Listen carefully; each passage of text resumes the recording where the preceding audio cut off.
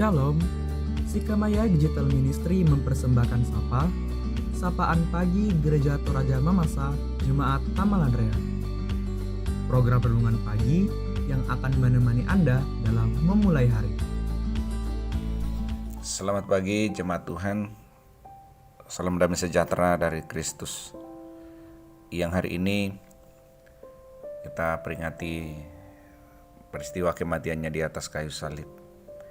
Karena itu mengantar kita untuk memaknai peristiwa Jumat Agung hari ini. Kita akan mendengarkan sapaan firman Tuhan. Perikopnya dari kitab Injil Lukas pasal 23 ayat 33 sampai dengan ayat yang ke-43. Namun yang akan kita baca ayatnya yang ke-40 sampai ayat yang ke-43. Firman Tuhan berbunyi,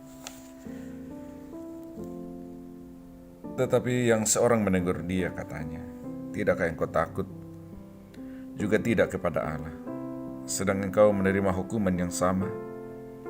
Kita memang selayaknya dihukum, sebab kita menerima balasan yang setimpal dengan perbuatan kita. Tetapi orang ini tidak berbuat sesuatu yang salah." Lalu ia berkata, "Yesus, ingatlah akan aku apabila engkau datang sebagai Raja." Kata Yesus kepadanya, "Aku berkata kepadamu sesungguhnya, hari ini juga engkau akan ada bersama-sama dengan aku di dalam Firdaus."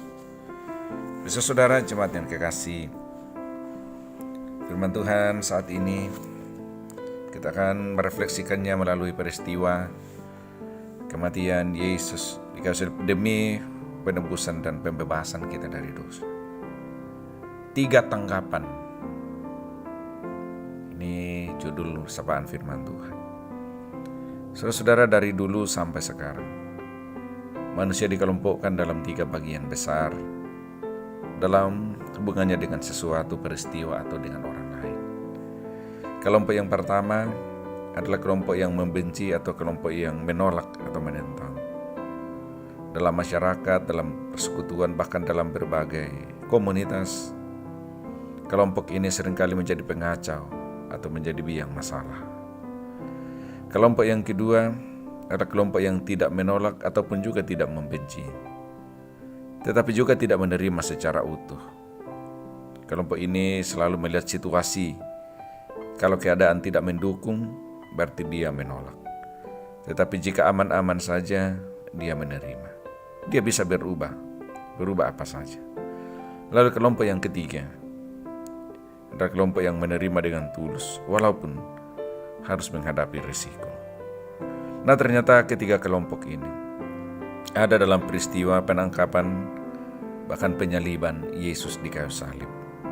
Dalam perikop yang kita baca, itu ternyata juga menemukan 3 jenis respon terhadap Yesus dalam kaitannya dengan peristiwa yang menimpanya pada saat itu. Kelompok yang pertama, kita menemukan kelompok orang-orang yang membenci, yang tidak menghargai dan bahkan menghina Yesus. Kelompok ini terdiri dari para pemimpin Yahudi, prajurit Romawi, dan penjahat yang ikut salah satu yang ada di samping Yesus bersama-sama disalibkan. Kelompok ini atau orang-orang ini mencoba mengajarkan kepada Yesus tentang apa yang sebaiknya dilakukan. Mereka ingin mengarahkan Yesus untuk melakukan apa yang mereka harapkan. Mereka tidak ingin percaya kepada Yesus, walaupun mereka telah melihat begitu banyak mujizat yang dilakukannya. Dengan kata lain, kelompok ini kelompok orang yang keras kepala. Saudara, kita cenderung seperti ini. Kadang-kadang kita terjerumus dalam sikap mau mengajari Allah apa yang harus dilakukan untuk kita. Nah, kelompok yang kedua di sekitar penyaliban Yesus adalah sekumpulan besar orang banyak, termasuk wanita yang mengikuti Yesus, tetapi berdiri dari jauh, memandang Yesus dari jarak yang jauh.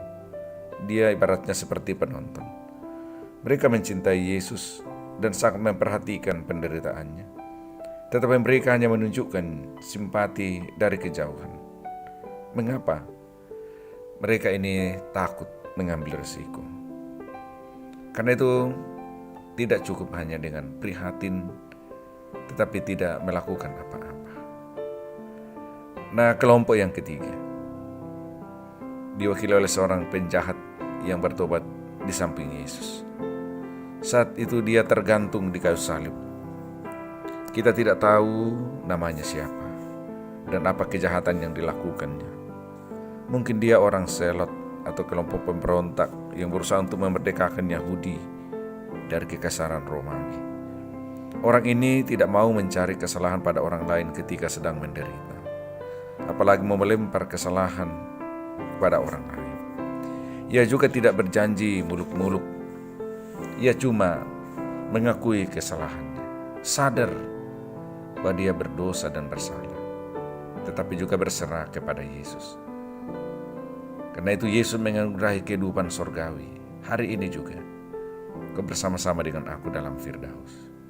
Saudara, kelompok yang terakhir ini, seorang penjahat yang menemukan keselamatannya saat dia tergantung di atas kayu salib di detik-detik akhir hidupnya.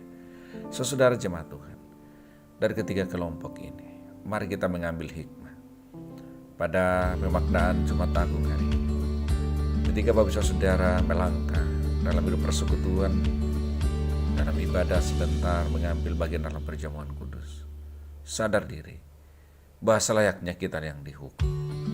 Tetapi oleh karena anugerahnya, maka semua kesalahan dan dosa kita ditimpakannya kepada Yesus. Kita selayaknya dihukum setimpal dengan pelanggaran.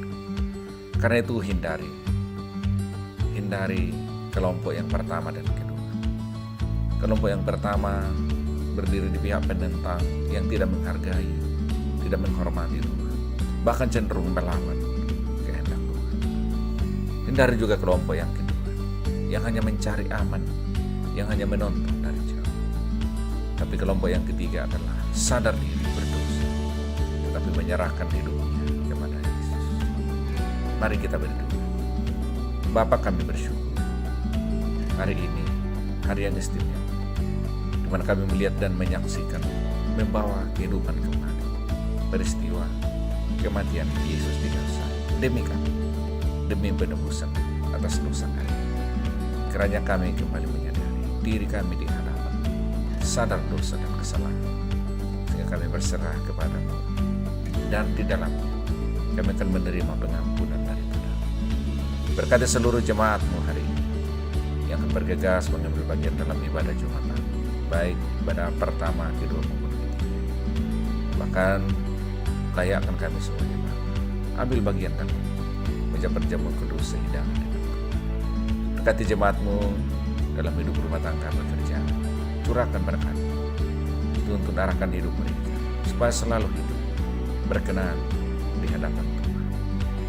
Kami berdoa di dalam nama Tuhan Yesus. Amin. Terima kasih telah mendengarkan Sapa.